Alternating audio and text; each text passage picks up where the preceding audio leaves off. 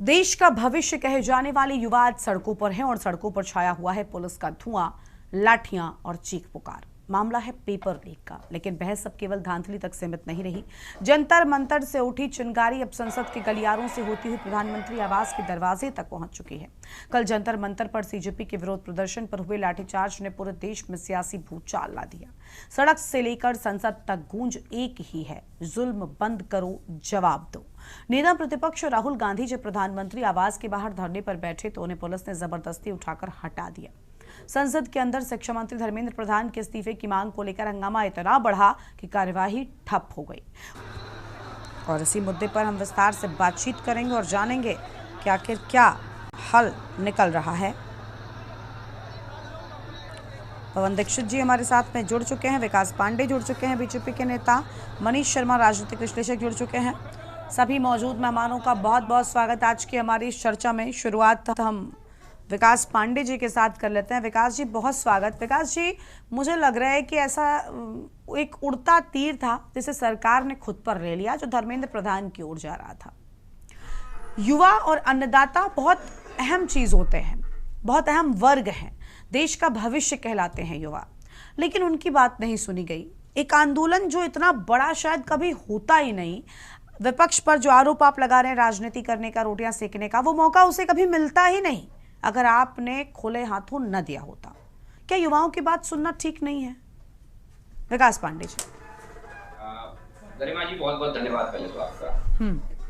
देखिए, जिस तरीके से दिल्ली में विगत 23-24 दिनों से सीजेपी के बैनर तले सोनम वांगचुक प्रदर्शन कर रहे थे, लगातार भूख हड़ताल उनकी जारी थी और उसको लेकर के जब सुप्रीम कोर्ट, जब हाई कोर्ट की गाइडलाइन आई और उसको सरकार ने गंभीरता से लेते हुए उसके स्वास्थ्य की चिंता करते हुए उनको वहां से हॉस्पिटल शिफ्ट करने का काम किया। उसके बाद से आप देखिए कि राजनीतिक महत्वाकांक्षा जिनके अंदर कूट कर भरी हुई थी, और हमने ये पहले भी इस बात के लिए कई बार इस चीज के हमारे वरिष्ठ नेतागणों ने और हमारे तमाम से लोगों ने इस बात की आशंका पूर्व में भी गरिमा जी जाहिर की कि इस प्रोटेस्ट में कहीं ना कहीं अतिक्रमणकारियों का, कहीं घुसपैठियों का आवागमन ना हो जाए, इस बात की चिंता मुझे लगता है अब जी के समय तमाम से जो जिम्मेदार लोग थे इस प्रदर्शन के, उन्हें रखनी चाहिए थी। और हुआ भी वही, जैसे ही कुछ आंदोलनजीवी लोग इस प्रदर्शन में घुसने की कोशिश करते नजर आए और उसके बाद से आपने देखा कि किस तरीके से इस प्रदर्शन ने एक हिंसक आंदोलन का रूप लिया। जंतर मंतर तक तो सब ठीक था, लेकिन उसके बाद आप देखिए कि जिस तरीके से वो प्रदर्शन बढ़ते हुए संसद की तरफ चला, और संसद तक चलने की बात नहीं थी। गरिमा जी, मेरी तो समझ से परे है कि जब ये प्रोटेस्ट धर्मेंद्र प्रधान के इस्तीफे, नीट की परीक्षा और शिक्षा व्यवस्था को लेकर के था, तब इस प्रदर्शन में आखिर इन नारों का उपयोग क्यों किया गया, ये मेरी समझ से परे था कि मेरा लिंग मेरी आजादी। आप बताइए, सीता के पति का नाम ले लेकर के रीता के पति को बचाने की कोशिश कर रहे हैं। आप बताइए, मैं आपकी बातों से सहमत हूँ। सुनिए, इन वाक्यांशों का उपयोग गरिमा जी, हाँ, इन धर्मेंद्र प्रधान के इस्तीफे या शिक्षा व्यवस्था या नीट से कहां लेना देना। अच्छा सुनिए, अरे सुनिए, मैं बिल्कुल आपकी बात से सहमत हूँ, मैं आपकी बात को ठीक मान लेती हूँ। देखिए गरिमा जी, हाँ, मैं भी इस बात को एक कदम और आगे ले जाता हूँ। हाँ, जिस तरीके से आप इस बात को कह रही हैं कि नीट के एग्जामिनेशन के बाद सरकार को चाहिए था, सरकार को उस बात को भूल जाना चाहिए था, सरकार उस बात को इग्नोर कर देती, लेकिन कर उन परिस्थितियों में देती कि जब सरकार उस पर गंभीरता से काम नहीं कर रही होती। मैंने नहीं, अरे सुनिए, मैंने ये नहीं कहा कि उस बात को भूल जाना चाहिए था। मेरा कहने का मतलब है कि इन लोगों को आप दरकिनार कर दीजिए। आंदोलन के बाद आज आप कह रहे हैं कि ये आंदोलन कैसे हम ठीक मान लें, यहाँ तो ऐसे ऐसा बयान आ रहे हैं, एक ही नैरेटिव सेट किया जा रहा है। मैं खुद अभिजीत का बयान सुन रही थी, उसमें कहा गया कि भाई जंतर मंतर पर एक एक बच्चे का बैग चेक करके एंट्री दी जा रही थी, तो इन बच्चों के बैग में पत्थर कैसे आ गए, कौन थे वो लोग? आप आरोप लगा रहे हैं कि ये लोग अहिंसक होने का, प्रदर्शन करने का नाटक कर रहे थे, बाद में हिंसा पर उतर आए। उनका कहना है कि हमारे बीच आखिर आया कौन लोग थे जो भेजे गए, जिनके पास पत्थर थे, जिन्होंने हिंसा शुरू कर दी? ये लोग कौन थे? गरिमा जी, हाँ, क्या प्रदर्शन करने वाले इस बात को लेकर के पहले कभी सामने आए कि प्रदर्शन में आने वाले, शामिल होने वाले छात्रों को बैग चेक कर करके अंदर भेजा जा रहा था? कभी इस तरीके की चीजें कही गई, लेकिन जैसे ही ये एक तांडव का रूप लिया, जैसे ही इसने एक अराजकता का माहौल पैदा किया, वैसे ही अपनी तरफ से स्टेटमेंट आने लगे, और स्टेटमेंट आने का आधार भी तो कोई चीज होनी चाहिए। और वो आधार मुझे लगता है हाईकोर्ट के प्रसाद स्टेटमेंट के, हाईकोर्ट के 25,000 स्टेटमेंट रुपए के कहीं जमा करवा दी भैया। आते हैं सर, आते हैं। चला है? पीछे से आवाजें आ रही हैं। ठीक है, प्लीज बाकी के सभी मेहमान खुद को म्यूट करें। ठीक है विकास जी, आप जो बोलिए जल्दी से कंप्लीट करिए अन्य मेहमानों के पास। देखिए मुझे लगता है कि एक बहुत सुनियोजित छोटी सोची समझी साजिश भी हो सकती है। आपको जानकारी के लिए बताता हूं, आपकी थोड़ी याददाश्त मेमोरी को आप फ्लैशबैक में लेकर के जाइए। 30-31 जनवरी 2021 संसद का सत्र चालू होता है और 29 जनवरी को किसान आंदोलन को लेकर के विदेश के सेलिब्रिटीज हो, विदेश के मीडिया हो, उनके बयान आना चालू हो जाते हैं। 19 जुलाई 2021 मानसून सत्र चालू होता है, उससे पहले 18 जुलाई को पेगासस की रिपोर्ट आ जाती है। 20-21 जुलाई 2023 मानसून सत्र चालू होता है और उससे ठीक पहले मणिपुर हिंसा का वीडियो आ जाता है। जनवरी 2024 सत्र शुरू होता है, उससे पहले बीबीसी की रिपोर्ट आ जाती है। तो ये जो मुझे लगता है कि ये कहीं ना कहीं एक बड़ी साजिश की तरफ भी इशारा कर रहा है, और वो भी तब गरिमा जी जब हमारी सरकार ने गंभीरता से इस पर काम करते हुए, ये बहुत पुराना एक्ट था जो पेपर लीक का एक्ट था, उसमें संशोधन करके जो उम्र कैद की सजा का प्रावधान किया, 1 करोड़ के जुर्माने का प्रावधान किया, और इसके अंतर्गत लगातार कार्रवाई जारी रही। 13 लोग इसी नीट एग्जाम में दोषी पाए, जो प्रथम दस्ताया दोषी थे, उनको अरेस्ट करके जेल भेजने का काम किया गया। और फिर 21 जून को नीट का री एग्जाम कंडक्ट कराया गया कुशलता पूर्वक, और उसके बाद उसका जल्दी से जल्दी उसका रिजल्ट भी आउट किया गया। तो ये मुझे लगता है कि सरकार की अगर कहीं से भी मंशा नहीं होती इन सारी चीजों को लेके, तो सरकार इतनी तत्पर नहीं दिख रही होती चीजों को करने के लिए। ये मुझे लगता है कि कहीं ना कहीं इसके पीछे विशुद्ध राजनीति इन्वॉल्व है, और जो मुझे लगता है कि इस देश की चुनी हुई सरकार को अस्थिर करने का प्रयास कर रहे हैं कुछ लोग। और इसमें कोई दो राय नहीं है वैसे कि हर एक शख्स ने या हर एक दल या अलग अलग लोगों ने इस पूरे आंदोलन में बहती गंगा में हाथ धोने का काम जरूर किया है, लेकिन हम ये बिल्कुल नहीं कहेंगे कि उससे युवाओं की बात कमजोर होती है। जरा भी वाले चुनाव में जवाब मिलेगा, और अगर जवाब मिला तो फिर वो नुकसानदायक ही मुझे साबित होता दिखाई दे रहा है। विकास पांडे जी, देखिए गरिमा जी, 2-3 चीजें व्यवहारिक रूप से भी समझने की जरूरत है, और जरा इस टाइमलाइन को समझने की कोशिश करिए। कल ही क्यों संभव हुआ?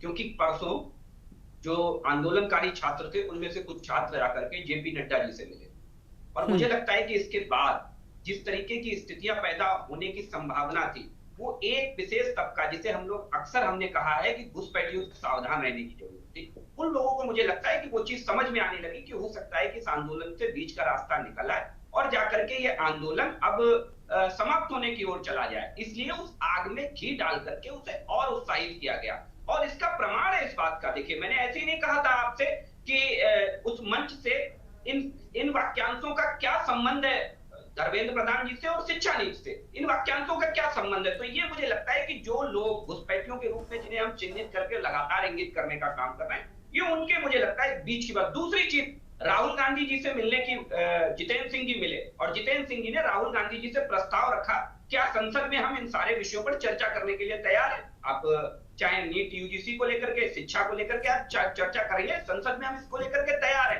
लेकिन उसके बाद भी राहुल गांधी तैयार नहीं हुए, तो कहीं ना कहीं ये उनकी मंशा दिखा रही थी कि वो छात्रों की समस्या के समाधान पर काम नहीं करना चाहते हैं, वो इसमें एक राजनीतिक एंगल तलाश करके अपनी सत्ता तक की रास्ता तक खोजना चाहते हैं। और ये इसका प्रमाण है, तमाम विपक्ष के लोग तमाम बातें करते नजर आते हैं कि भारतीय जनता पार्टी युवाओं के साथ नहीं है।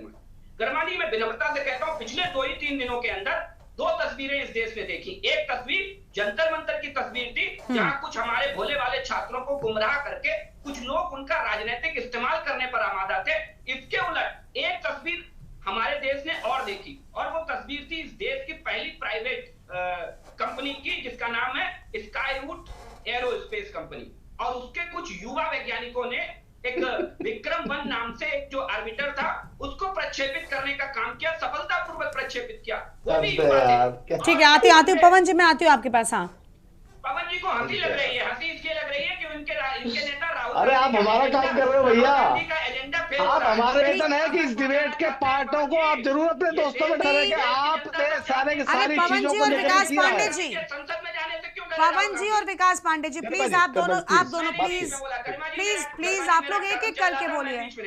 हाँ सर, प्लीज जल्दी से कंप्लीट करिए। ठीक है, आप जल्दी कंप्लीट करिए। विकास जी, हम सुन चुके हैं लगभग आपकी बात। हाँ। मैं जल्दी कंप्लीट कर रहा हूँ। और ठीक, ये मुझे लगता है क्यों राहुल गांधी डर रहे थे भाई संसद के अंदर? क्या युवाओं के अगर इतने बड़े हितैषी हैं तो मुझे बता दे राहुल गांधी के पार्टी के लोग क्यों संसद में जाने से डर रहे थे? जब प्रस्ताव सरकार की तरफ से आया संसद में आकर के बात, क्यों संसद सत्र चल रहा है भाई, क्यों डर रहे थे राहुल गांधी? दूसरी चीज, 2013 में सीपीएमटी का परीक्षा लीक हुआ, पूछे क्या किया इन्होंने? ठीक है। जवाब दूंगा इसका। अरे भाई जनता ने क्यों ना जाए? मनीष भाई ने बिल्कुल सही बात बोला। विपक्ष का काम क्या है मेरे भैया? हम क्या सारी चीजों को लेकर के बैठे रहे कि भाई विपक्ष कर रहा है, विपक्ष क्यों कर रहा है, पॉलिटिकल? अरे भैया राजनीति कर रहे हैं, एनजीओ नहीं है। और राजनीति देश के लिए होती है। इन लोगों ने राजनीति को हिंदू मुस्लिम और मंदिर मस्जिद में बांट दिया। ये हमारे देश की राजनीति नहीं थी।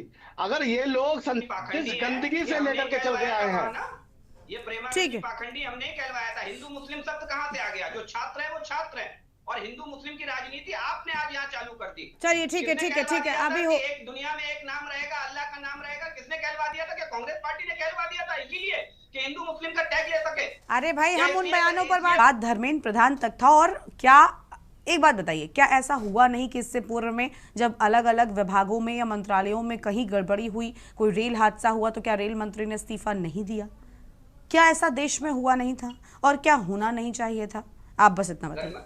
हाँ गरिमा जी, केवल इस्तीफे तक अगर विषय सीमित रख करके चीजें सुधर जाएं तो मुझे लगता है कि इस्तीफा बिल्कुल देना चाहिए। हाँ। लेकिन क्या पहली जिम्मेदारी ये नहीं होनी चाहिए कि जो विषय निकल करके आया है, जो कमी निकल करके आई है, सबसे पहले उस पर सुधार पर चर्चा होनी चाहिए। उसको सुधार की आवश्यकता है, उस पर सुधार करना चाहिए। हमें सबसे पहले हमें सुधार की आवश्यकता है। या केवल व्यक्ति परिवर्तन से ही अगर सारी चीजें सुधर जाती तो मुझे लगता है कि बार बार हमारे साथी कई बार उदाहरण देते हैं लाल बहादुर शास्त्री जी का कि रेल मंत्री रहते हुए उन्होंने इस्तीफा दे दिया था, उसके बाद रेल हादसे तो बंद हो गए होंगे मेरे हिसाब से। ये लेकिन व्यवहारिक चीजों पर भी बात करने की आवश्यकता है। इस्तीफा समाधान नहीं हो सकता। समाधान है कि जो समस्या आई है वो उसकी पुनरावृत्ति ना हो और दोबारा इस तरीके की समस्या छात्रों के सामने ना आए। ये मुझे लगता है सबसे महत्वपूर्ण है। दूसरा, आलोक जी ने कहा कि नीट परीक्षा के बाद कार्यवाही, नीट परीक्षा लीक के बाद कार्यवाही की होती। बिल्कुल आलोक जी, आपकी भी जानकारी में होगा क्योंकि आप वरिष्ठ जन है, आपको भी पता होगा कि 13 लोग अरेस्ट किए गए। इसमें डीजी, एनटीए के डीजी सुबोध कुमार को हटाया गया तत्काल प्रभाव से। तो ये मुझे लगता है कार्यवाही जो सुनिश्चित की जा सकती थी, जो प्रथम दृष्टया जरूरी थी, वो सरकार ने तत्काल अमल में भी लाई गई। और जहां तक रही दोनों प्रवक्ताओं की बात, देखिए एक चीज तो बहुत अच्छे से समझ में आ गई होगी, जो भी इस डिबेट को देखेगा वो इस बात से 100% अग्री कर जाएगा कि कांग्रेस पार्टी हो चाहे समाजवादी पार्टी, छात्रों के हित सेकेंडरी है, सत्ता तक का रास्ता उनके लिए प्राइमरी है। तो वो इनके दोनों लोगों के स्टेटमेंट से साफ दिख रहा है। जो भी ये डिबेट देखेगा वो खुद ही समझ जाएगा कि इन दोनों लोगों की इच्छा है कि इस आंदोलन के माध्यम से अपनी सत्ता तक की जरूरत को कैसे पूरा कर सके। इनका आंदोलनों से और छात्र से इनका कहीं कोई दूर दूर तक छात्रों के हितों से कोई लेना देना नहीं है। ये व्यवहारिक बात है।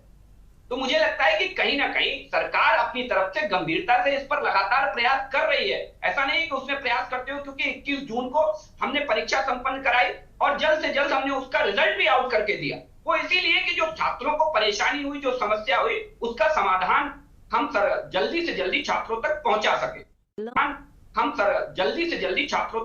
सके। ठीक है, शुक्रिया आप सभी मेहमानों का हमारे साथ चर्चा में आने के